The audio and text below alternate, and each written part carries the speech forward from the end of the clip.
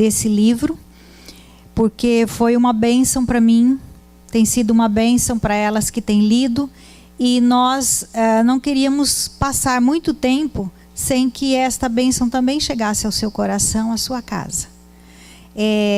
Foi interessante que quando eu comecei a ler esse livro, eu descobri quantas coisas que faziam parte da minha vida, fizeram parte da família que eu vim, dos tios, avós, da minha própria casa, mas eu nunca tinha entendido o quão importante era aquilo. Não era só um nível humano. Então, com o estudo da palavra, aos poucos nós vamos entender que há algo mais profundo, né, do que simplesmente sentar para comer. Nós achamos interessante que, para nós aqui na América, eu creio que é um desafio maior do que para os nossos queridos que vivem no Brasil. Né? Eu acho que lá está sendo mais fácil ainda sentar-se à mesa. E aqui está um pouquinho mais difícil. Então, para as nossas amigas, parentes que estão nos vendo online, fica aí o desafio para que vocês continuem fazendo essas mesas maravilhosas quando a gente vai aí. A Devi conta que ela foi tocada por Deus, começou a vir uma inquietação no seu coração com respeito às famílias cristãs. E ela foi procurar algumas estatísticas, algumas coisas para se basear nisso. E uma estatística que trata da fé cristã aponta que o índice de divórcio entre as famílias que frequentam a igreja estava ficando cada vez mais alto do que as famílias que não tinham o costume de frequentar a igreja. E isso bateu uma preocupação. O que está escapando, né? Ela e o esposo, trabalhando no ministério tantos anos, o que está escapando das nossas mãos que nós não estamos conseguindo descobrir a causa disso? Não pode ser normal. Algo está terrivelmente errado nas famílias na América, ela coloca. Em vez de melhorar, as coisas pioram. Milhares de pessoas vão às igrejas todos os domingos. Mesmo assim, as famílias se tornam cada vez mais fragmentadas e os casamentos mais propensos a terminar. O que está levando à ruína da família e causando a desintegração? Vários fatores. Mas um deles nós vamos abordar nesses dias.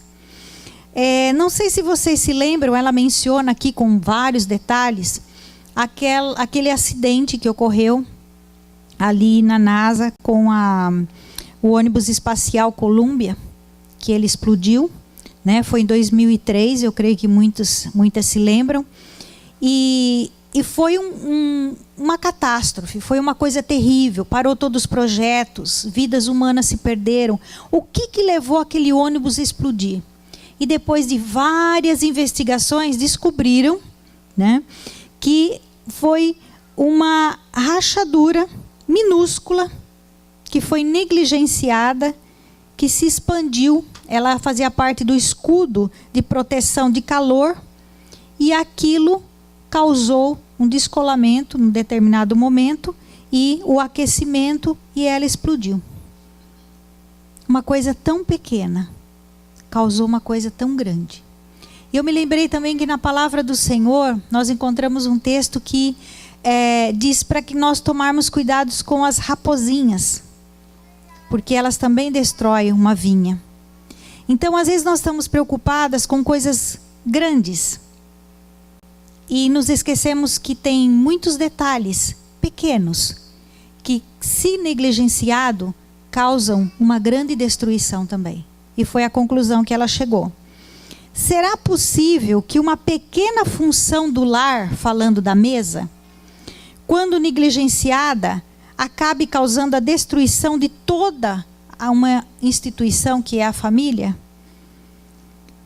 Ela, intrigada com isso, com essa descoberta, ela começou a perguntar a Deus o que teria acontecido durante todos esses anos de ensino de ministério, que eles não tinham alcançado esse ponto. E ela vai para a palavra do Senhor e ela descobre que a mesa está em Gênesis até Apocalipse. E textos que falam sobre a mesa, sobre comer com alguém, sobre jantar, sobre banquete. Então, tem muito a ver. Nós vamos ver uns textos agora. Por favor, Cléo, se você pode colocar para mim na sequência.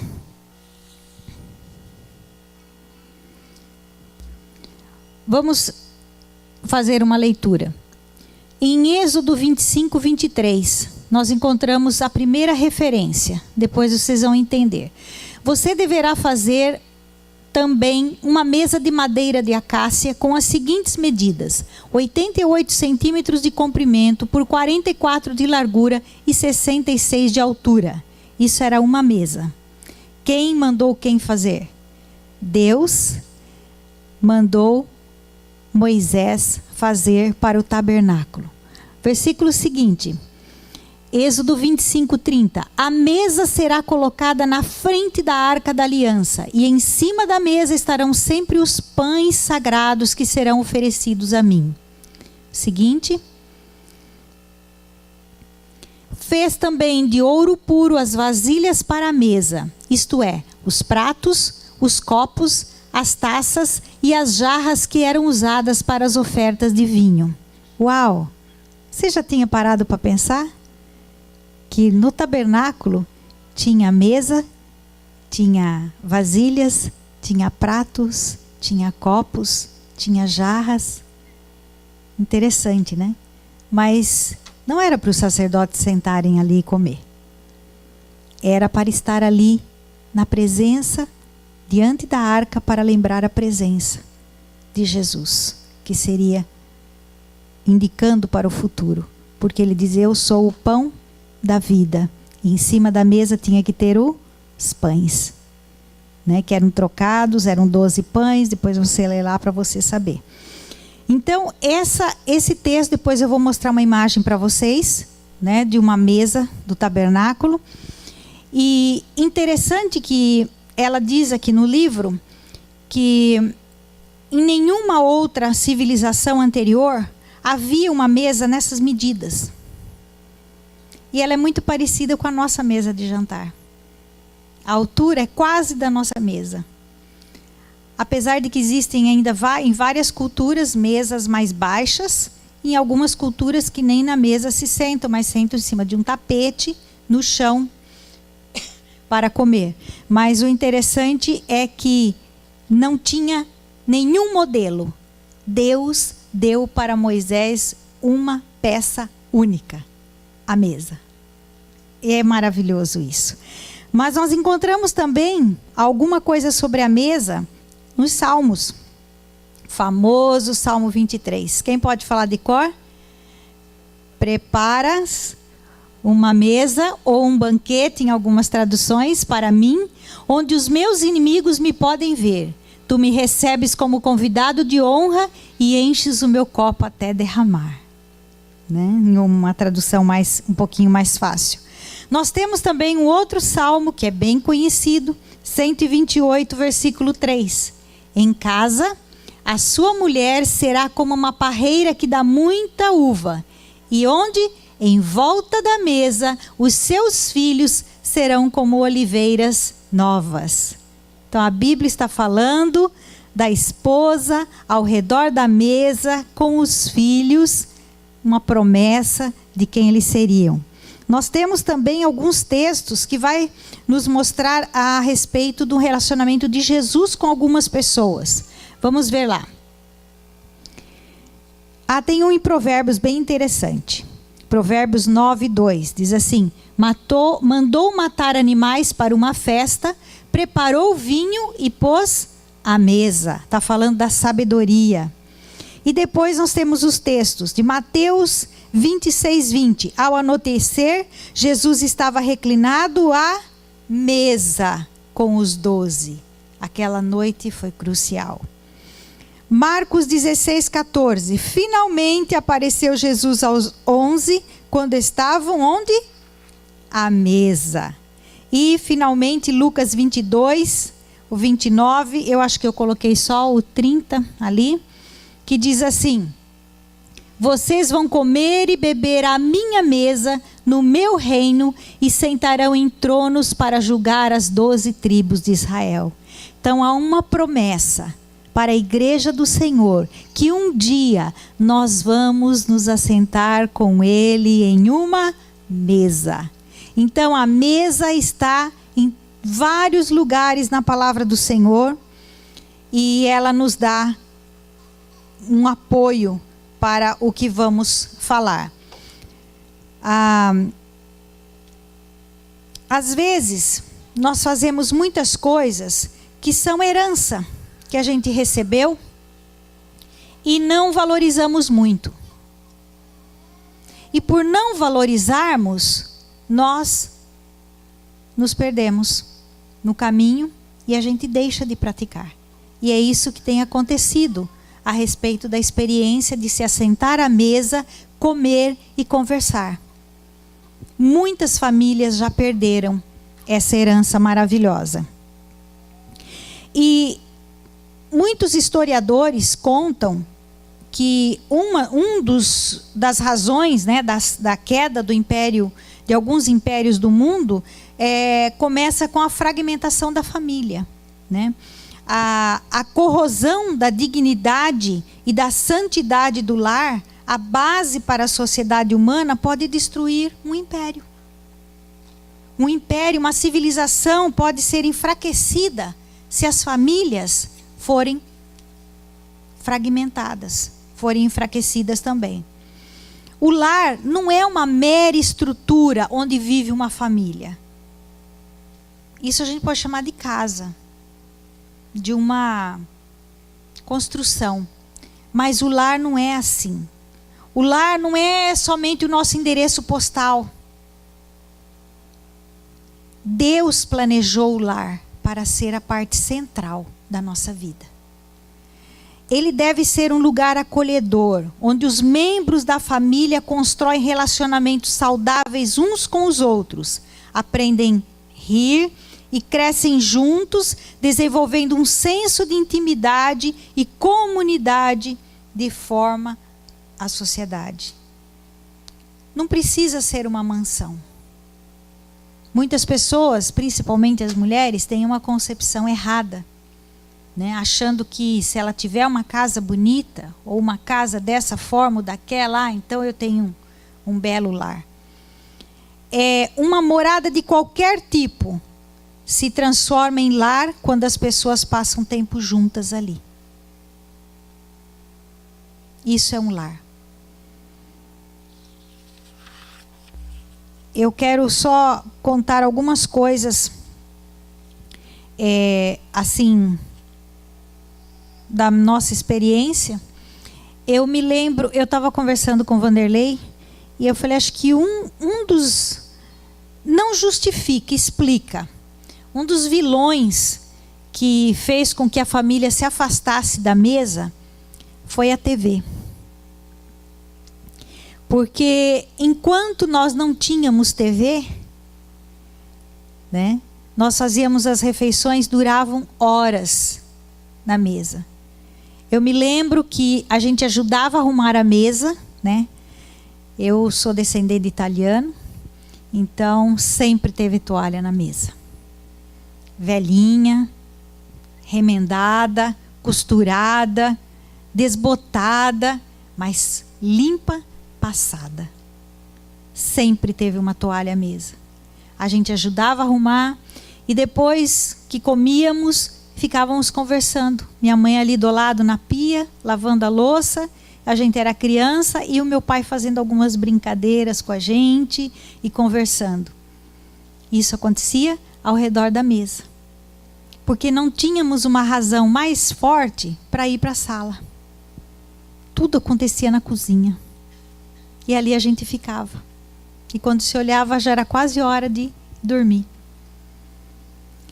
E que dizer então dos domingos depois do almoço, que a gente ia na casa da avó e reunia todas as tias e aquela mesa de café farta e ninguém saía da mesa, e quando via estava quase chegando a hora da janta e estava todo mundo sentado ainda conversando.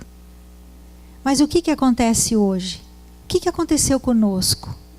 Onde foi que nós perdemos essa coisa boa de ficar sentado numa mesa, conversando e comendo? Aí você fala, mas hoje não é mais a TV. Não é. Hoje são os telefones. Hoje são os tablets, os iPads. Você vai no restaurante, a TV está ligada. Por mais que você não queira, você olha. Aonde você está sentado? Às vezes um está olhando para cá, aquele que está sentado na sua frente está olhando para lá. E as crianças estão com tablet, porque elas não entendem jogo, não querem ver aquela programação. Cada um com seu telefone, e a família está reunida ao redor de uma mesa? Não. Estão todos separados. Simplesmente sentaram ali para comer uma refeição que às vezes nem se dão ao capricho de olhar, de examinar, de achar bonita a decoração do prato, ou de um comentar com o outro, ou de toma um pedacinho para cá, experimenta o meu. Não dá tempo. Come e vai embora. E se é em casa, não está muito diferente do que é num restaurante. Então nós precisamos nos lembrar que, segundo também algumas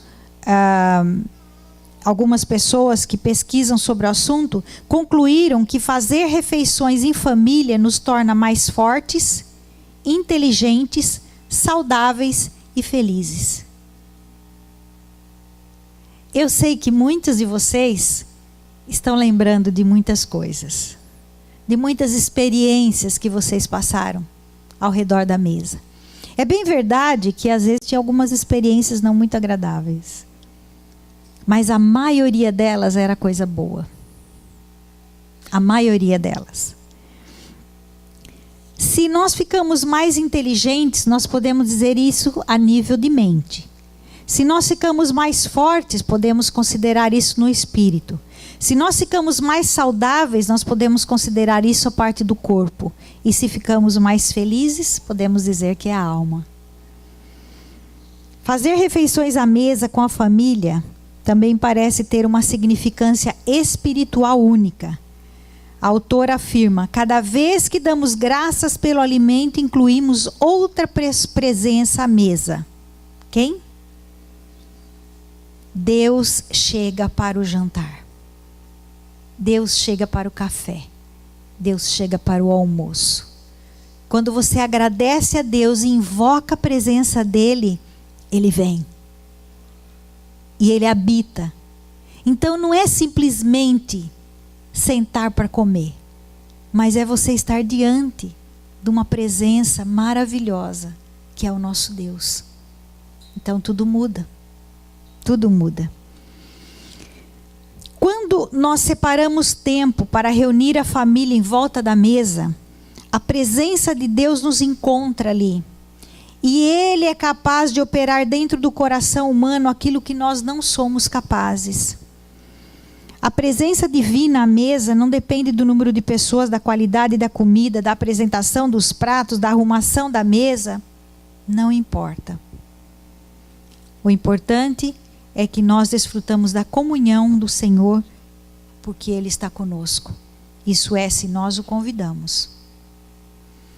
Se queremos preservar e proteger o nosso lar, o nosso casamento, a nossa família, e desejamos desfrutar o potencial oculto que nos tem escapado, e se queremos restaurar um princípio básico estabelecido por Deus há milhares de anos, é hora de preparar a mesa.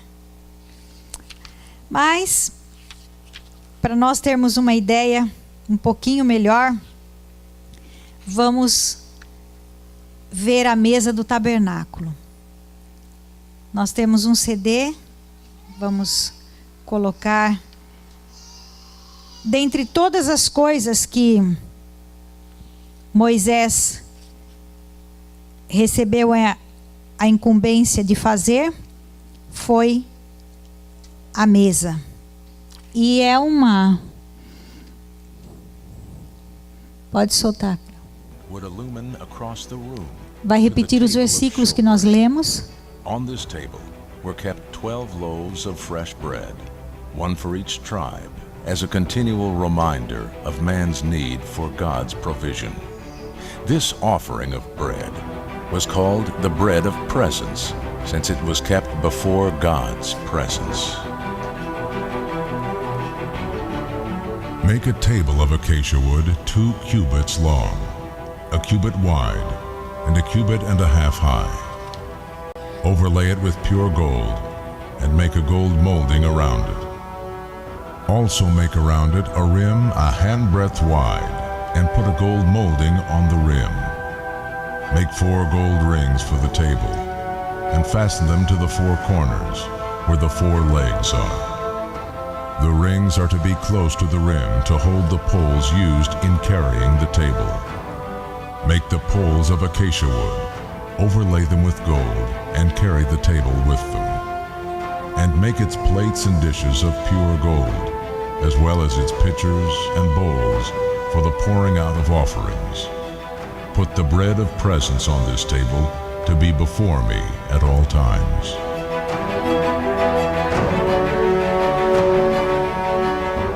Since the desert was not a source of abundant food, God provided all the food the Israelites needed to sustain them. The table of showbread, then, represented an offering to God. They would give an offering of their first fruits from the abundance that He had provided.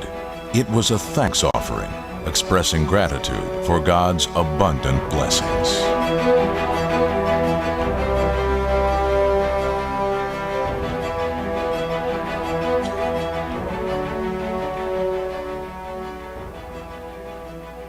Linda essa mesa, né? Por mais que quiséssemos, não conseguiríamos fazer uma igual. Mas ela tem uns detalhes que às vezes a gente encontra em umas mesas antigas. Eu gosto de peça antiga. E às vezes a gente encontra aqueles detalhes, aquelas bordas, né? E é muito interessante. Nessa mesa que ficava diante, dentro do tabernáculo, na frente do Santo dos Santos, antes da cortina, nós falamos que esse pão que tinha aí representava a refeição planejada por Deus para ser colocada na mesa dos pães da preposição, representava o próprio Jesus, o pão da vida que nos nutre e traz a redenção. O que aconteceu quando a santidade de Deus se encontrou com o poder redentor do pão da presença? Quando Jesus morreu, ainda tinha essa cortina separando a mesa da Arca da Aliança. Quando Jesus morreu, a Bíblia diz que o véu do templo se rasgou e a mesa ficou livre em fronte da presença de Deus. Então o que aconteceu? Um terremoto. E é bem isso que acontece quando Jesus entra na nossa vida e nos liberta. Quando o pão da vida entra na nossa vida, acontece uma mudança total. Abala todos os alicerces da nossa vida. E nós presenciamos que acontece uma transformação de vida, porque o Espírito Santo é derramado a nós. Agora vamos falar um pouco sobre o princípio da mesa. O princípio da mesa, nós podemos dizer que é a mensagem de Deus para a nossa geração, a fim de fortalecer as famílias e nos preparar para fazer a obra dele no mundo atual. As gerações passadas, como eu disse, praticavam instintivamente o princípio da mesa e desfrutavam os resultados: relacionamentos duradouros, segurança emocional e motivação pessoal. Mas agora, na nossa sociedade, a vida é cada vez mais fragmentada por atividades, estilos de vida e uma perda de valores absoluto que nos afastam da mesa familiar.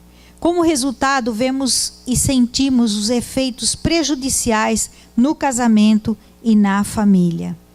a instrução que lhe diz como fazer algo passo a passo, ali no caso de Moisés. Então é específico que quando nós recebemos uma instrução, nós não podemos transferir isso. Nós precisamos fazer. E nós temos na palavra do Senhor a instrução. A Bíblia diz que nós erramos porque nós não temos o conhecimento. Irmãs, é com muita tristeza que às vezes nós entramos em certos lares e a gente vê uma mesa cheia de papel, cheia de correspondência, cheia de livros, de qualquer outra coisa, mas não é uma mesa que convida a gente para sentar e comer. Quando você vê uma mesa como essa que eu fiz, bem simples para o dia a dia, uma florzinha extra que nem sempre a gente tem no dia a dia, mas você olha assim, dá vontade de sentar e dizer: o que vai ter para janta? Né? O que vem agora? Mas se você olha para uma mesa cheia de papel, cheia de coisas, de bolsa, aliás, é uma coisa muito séria colocar a bolsa em cima da mesa. Porque a bolsa vai no chão do carro, a bolsa vai no chão do restaurante, a bolsa vai no chão do teu trabalho. E muitas coisas ruins ficam ali, na sua bolsa. E daí você chega em casa e põe a sua bolsa em cima da mesa. Então não é um bom lugar para colocar a bolsa. E nós vemos então que a mesa está ocupada com muita coisa, mas não está repleta dos utensílios que matam a nossa fome. O prato, o copo, os talheres.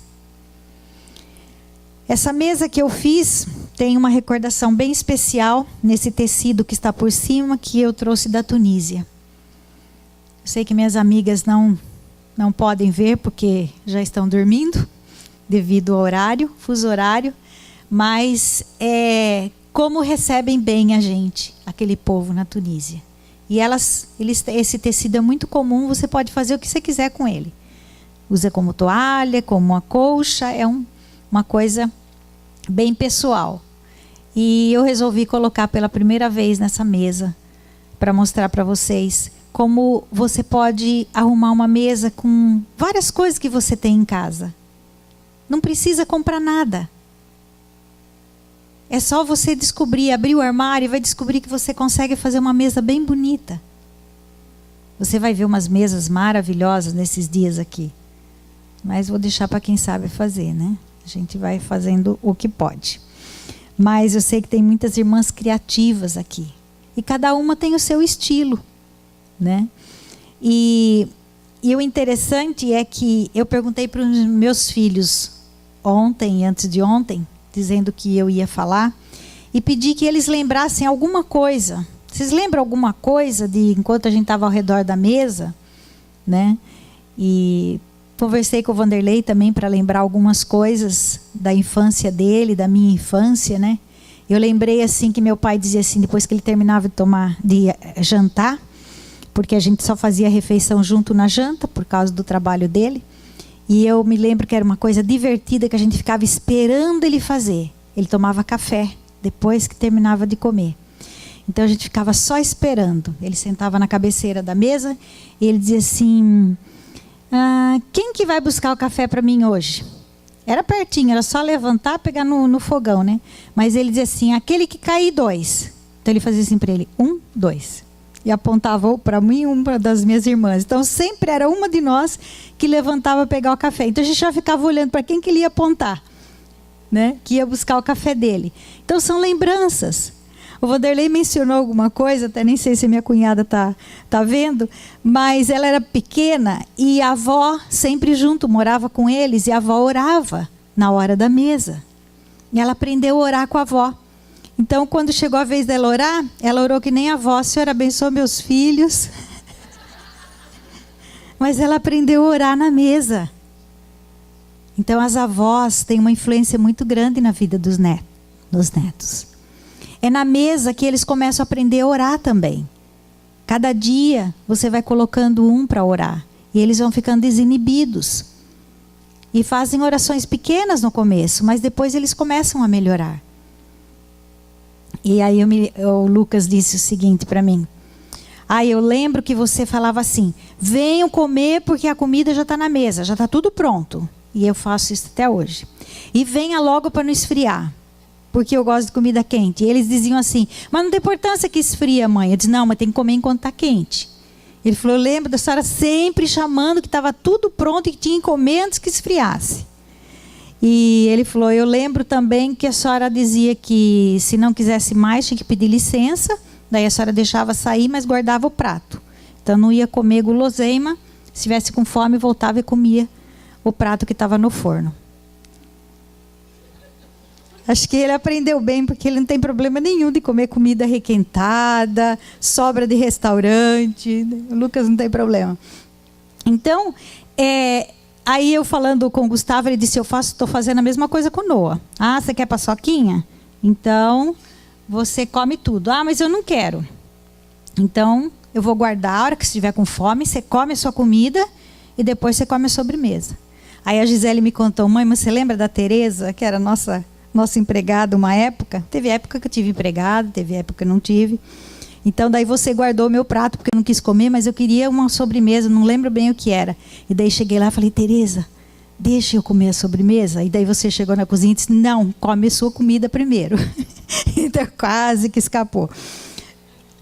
Mas são lembranças e outras, né, que às vezes eles não guardam assim de imediato. Mas uma coisa eu lembro que a gente conversava muito, a gente ria muito ao redor da mesa. Esse negócio de dizer não se conversa enquanto come, não é bem verdade. É para não conversar de boca cheia. Mas assim que você engoliu... Porque Jesus conversava na mesa. Teve uma conversa muito séria no dia da ceia, que enquanto eles estavam comendo, eu tenho a impressão que ele acabou de engolir o pedaço de pão, ele disse assim: um de vocês vai me trair. Foi na mesa. Uau! Isso não é uma boa lembrança para os discípulos? E ficou aquele questionamento: quem foi, quem não foi? Então, na mesa saem muitas conversas. Na mesa os filhos contam como foi o dia, contam o que aconteceu na escola. O pai corrige se precisa, elogia se for também o caso, né? Então a mesa tem que ser um lugar resgatado.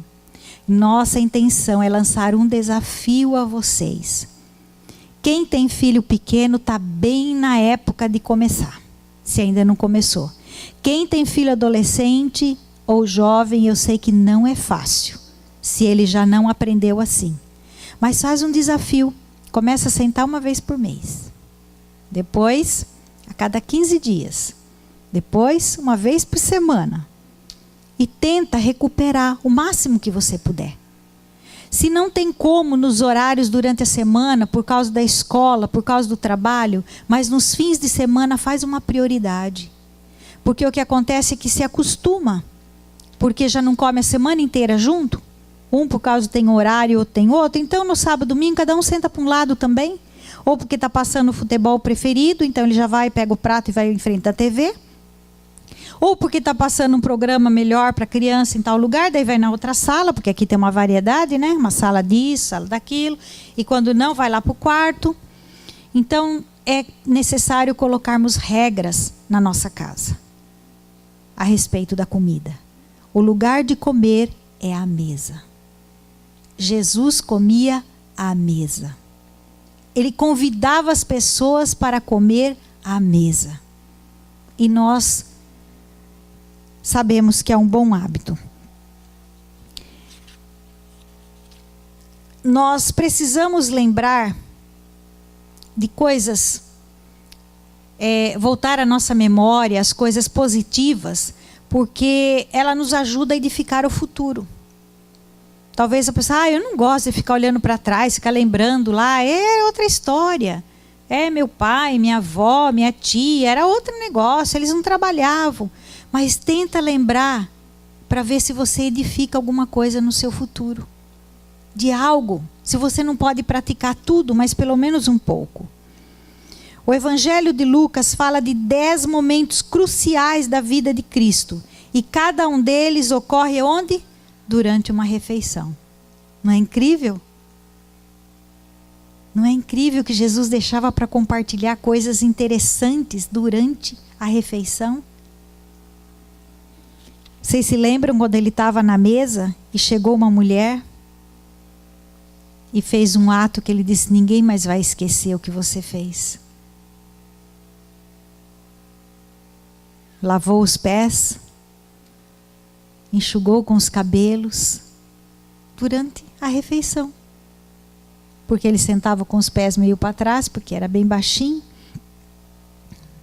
meio que quase que ajoelhados, e o pé ficava para trás. E ela chegou e fez isso. Então, irmãs, nós temos muitas coisas para aprender com a experiência da mesa. Eu creio que se nós tivéssemos oportunidade de perguntar a alguém aqui, contaria uma experiência bem boa para nós.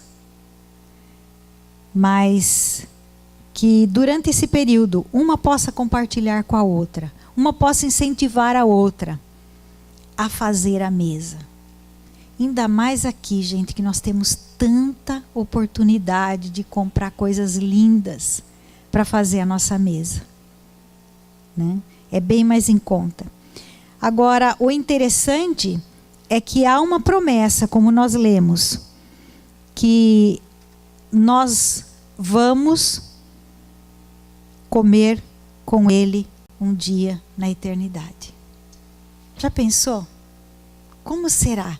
Que mesa que Ele preparou? Porque já está preparada. Que mesa será que Ele preparou? E vai caber todo mundo. Povos de todas as línguas, tribos e nações. Todos vão se assentar à mesa com o Cordeiro. Essa é a promessa. Então nós vamos acostumar a sentar aqui, né, gente? Que tal? Tem que começar aqui. A bênção tem que começar aqui. Não esperar ir para o céu. Da mesa do tabernáculo até o banquete do casamento do Cordeiro, a palavra de Deus está repleta de exemplos da presença divina à mesa, proporcionando intimidade, cura e nutrição espiritual. Portanto, vamos nos preparar para o encontro sobrenatural com o Senhor e preparar a nossa mesa. Queria lembrar com vocês o que acontece quando nós comemos. Lembram lá? As pesquisas dizem que quando você come à mesa, faz bem para o corpo, para a alma, para o espírito e para a mente. Então, comece a dar essa bênção aos seus filhos. Somos muito preocupadas em dar aos nossos filhos algumas coisas que não deveriam ser prioridades. A prioridade na vida de uma criança é o amor, é a alimentação, uma boa alimentação. E é com muita tristeza que nós temos visto crianças mal alimentadas, desnutridas, porque as mulheres não querem mais cozinhar. Tem muitos homens cozinhando. E acho que nunca vi tanto chefe homem na TV. Mas isso não nos tira a responsabilidade de que governar a cozinha é nossa. A mulher de Provérbios 31, ela tinha dinheiro, ela devia ter uma boa casa, uma boa situação e muitas empregadas. Mas quem levantava cedo e dava ordem para a empregada e para as servas, o que ia fazer, quando fazer e como fazer, era ela. Ela não levantava tarde e daí só ia para a mesa para comer. Ela dava as ordens. O comando estava na sua mão. Muitas mulheres, eu sei que essa tarefa de ter saído para trabalhar deixou uma dificuldade muito grande para a mulher cuidar da parte da mesa. Mas deve haver uma maneira de você resolver isso. tudo que eu fiz, o pouco que eu fiz, e eu creio que eu errei muito, porque não existe mãe perfeita, poderia ter feito mais, mas eu fiz por causa daquele quadro que está lá, da minha família. Eu decidi que enquanto eles eram pequenos, eu ia dar a coisa mais natural que tivesse. Então eu procurava a alimentação natural. Demorava mais para fazer um feijão diferente, que não tinha tanta toxina. Demorava mais para fazer uma comida de soja. Demorava mais para fazer um arroz integral. Demorava mais para fazer uma beterraba, uma gelatina com metade de água e metade de água de beterraba que eu tinha cozido, que eles não percebiam. Demorava mais para fazer uma carne moída, metade de soja e metade de carne normal. Mas eu optei para que eles tivessem uma boa base. Hoje comem o que querem. Mas enquanto eu pude, eu providenciei. Agora é muito triste que tem criança que você pergunta para ele o que ele mais gosta. São umas 3 coisas só que eles só sabem falar.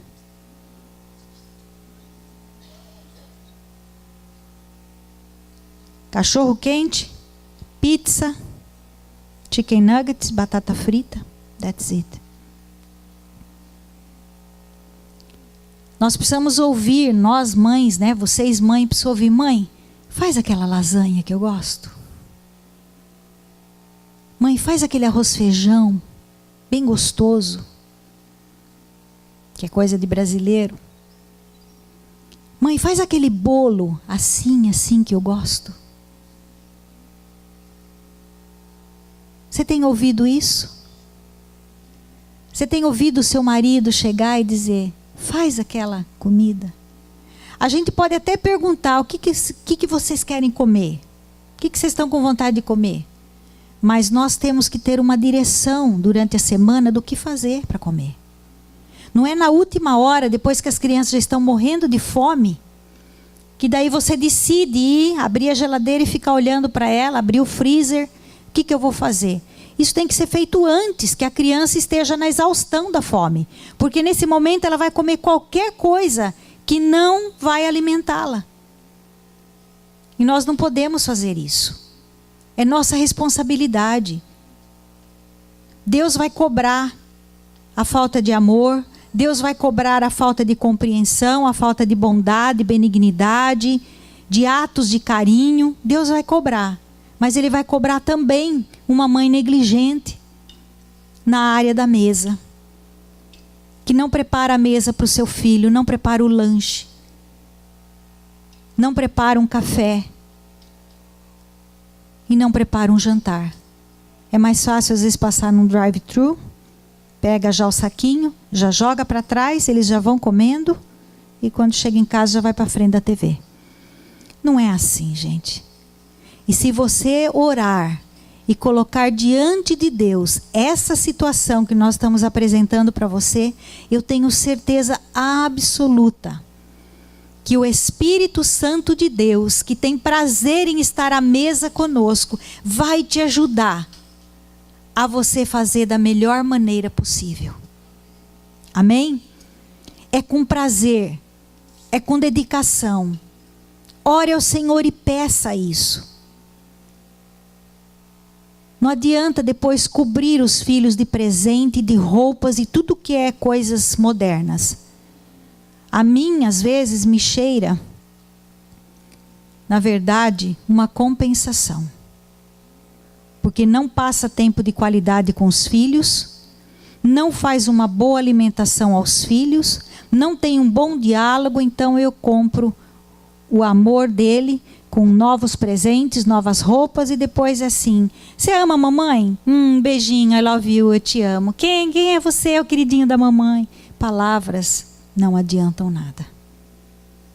Nós temos que ter atos. Os atos confirmam as palavras. Os mais antigos tinham dificuldade de dizer eu te amo. De dizer eu gosto de você. Eles tinham dificuldades. O sofrimento da vida e a cultura que eles vieram. Mas eu sei, mesmo que minha avó nunca falou, Ô Marilinha, ela me chamava de nega. Nega, eu te amo. Eu não me lembro que a minha avó falou, nega, eu te amo. Mas nega, seu café está pronto. Nega, é isso aqui. Olha, nega, vem cá, a avó vai te ensinar a costurar. Então eu sabia que ela me amava por causa dos atos de bondade dela para comigo. É assim que a gente descobre. Então não é muito no blá blá blá. Vocês sabem do que eu estou dizendo. Nós podemos falar eu te amo, mas prova então que você me ama. E me dá uma mesa bem gostosa para sentar e uma comida deliciosa para comer. Amém? Que Deus nos abençoe e nos ajude. Os outros temas vão abordar assuntos diversos e eu creio que vai ser uma bênção para todas nós. Aquelas que nos assistiram, muito obrigada. Que Deus abençoe também o seu lar.